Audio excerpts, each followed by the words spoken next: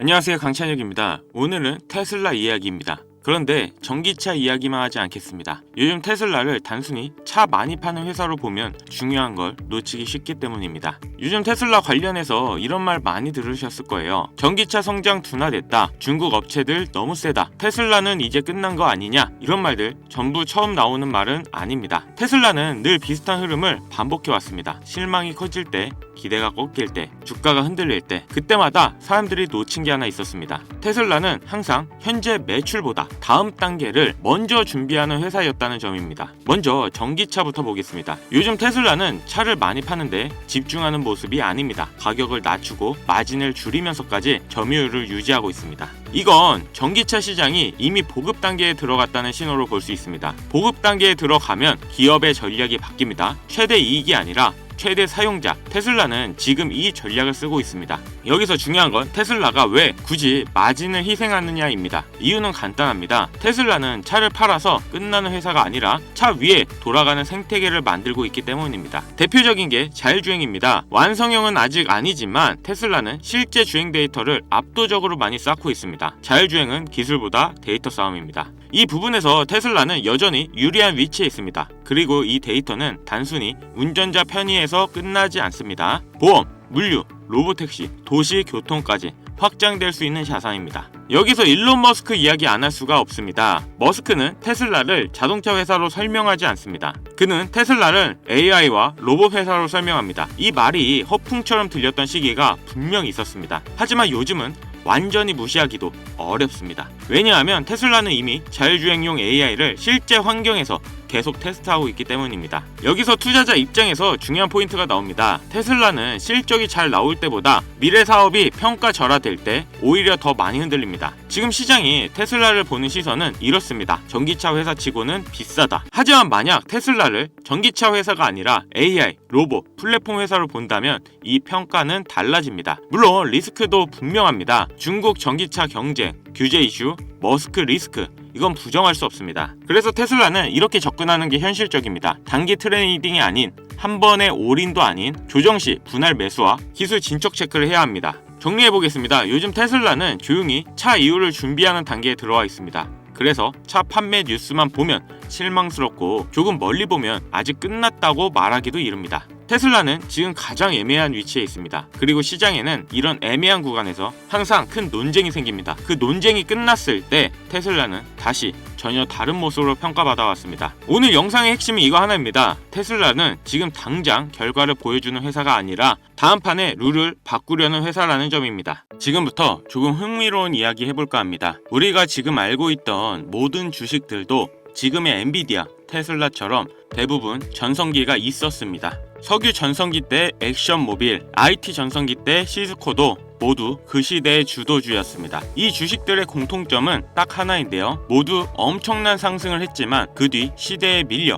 폭락을 했다는 거죠. 스마트폰이 발명되고 애플이 주도주가 되면서 노키아가 90%의 하락을 받고 mp3 시장의 선두주자였던 아이리버 등등 수많은 회사들이 역사의 뒤안길로 사라졌습니다. 지금은 AI 엔비디아가 애플의 시총 1위 자리를 뺏으면서 AI 시대가 열렸죠. 그리고 테슬라도 전기자동차와 AI 기술, 자율주행, 로보택시로 다시 한번 전성기를 달리고 있습니다. 하지만 이 엔비디아도 테슬라도 언제 갑자기 폭락할지 모릅니다. 주식시장에 영원한 1등은 없으니까요. 하지만 이런 험난한 주식시장에서도 혼자 안정적으로 꾸준하게 오르는 주식이 있다면 여러분들은 믿으시겠습니까? 그건 바로 제약 바이오 산업인데요. 국내에서는 투기판이라고 불리는 이 바이오 산업이 도대체 왜 앞으로 오를 수밖에 없는지, 지금 시점이 왜 중요한 시기인지 모두 설명드리겠습니다. 자, 그럼 먼저 아셔야 하는 게 이 제약 바이오 산업은 사치제가 아닌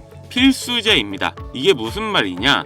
사치제는 예로 명품 브랜드, 고급 자동차 기업이 있습니다. 쉽게 설명드리면 자동차 쪽으로 테슬라는 다 아실 거고, 명품 쪽으로는 캐링이 있는데 그 유명한 구찌, 입생로랑, 보테가 등 수많은 명품을 자회사로 두고 있는 그룹입니다. 이 두 회사는 사치제로 들어가고, 사치제는 경기가 좋으면 주가가 올라가고 경기가 안 좋으면 차 살 돈, 명품 살 돈이 없기 때문에 주가가 급격하게 내려갑니다. 하지만 제약 바이오 산업은 다릅니다. 필수제는 경기와 상관없이 매출이 안정적으로 올라갑니다. 약을 살 때 돈이 있냐 없냐는 중요하지 않다는 거죠. 주가에서 이게 나타납니다. 테슬라와 캐링은 경기가 안 좋아짐에 따라 난리가 났지만 존슨앤존슨 같은 경우 꾸준히 우상향을 보여주고 있죠. 하지만 여기서 흥미로운 점이 있습니다. 제약 바이오 산업은 일반적인 필수재 주식보다 훨씬 더 많이 오릅니다. 미국의 대표적인 필수재 주식은 월마트입니다.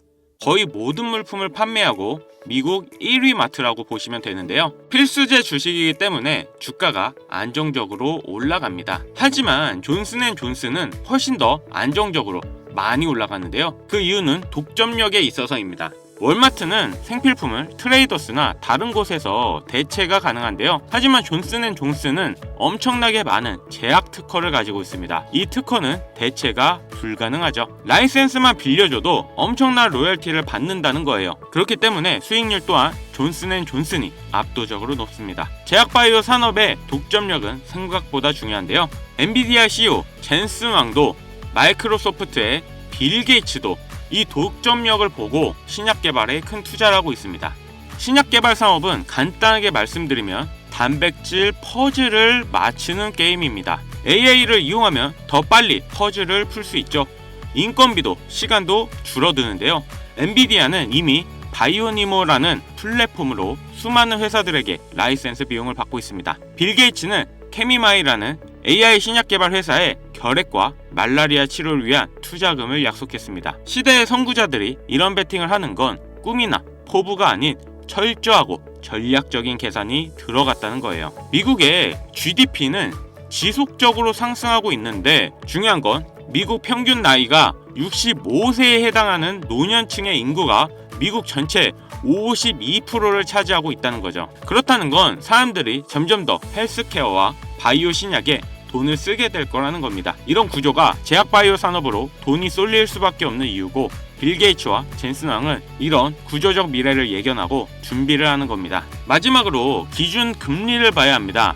그 이유는 역사적으로 금리가 내리면 바이오 주식은 올랐습니다. 그 이유는 부채 때문인데요. 신약 개발, 그러니까 바이오 산업은 R&D 비용이 엄청나게 많이 듭니다. 이 R&D 비용은 부채로 빚을 져서 땡겨오는 경우가 많은데요. 금리가 높으면 이자가 비싸지기 때문에 부채 비용에 부담이 됩니다. 반대로 금리가 내려가면 이자가 싸져서 부채 부담이 줄어든다는 거죠. 자금의 유동성이 풀리고 바이오 신약 개발 회사로 돈이 모입니다. 이렇게 금리 인하에 바이오 주가가 상승한다는 걸 역사적으로 우리는 봐왔습니다. 특히 트럼프가 내년에는 연속으로 금리 인하를 한다라는 말이 많이 나오고 있다 보니 제약바이오 산업은 장기적으로 우상향할 수밖에 없는 근거가 되죠. 그렇기 때문에 빌 게이츠와 젠슨 왕이 투자하고 있는 미래 산업인데요. 평균 연령이 높아지고 있는 이 시기에 돈이 몰릴 수밖에 없는 사업입니다. 재밌게도 미국 바이오 테마에 열풍이 다시 불고 있습니다. 나스닥에 상장되어 있는 스프루스 바이오 사이언스는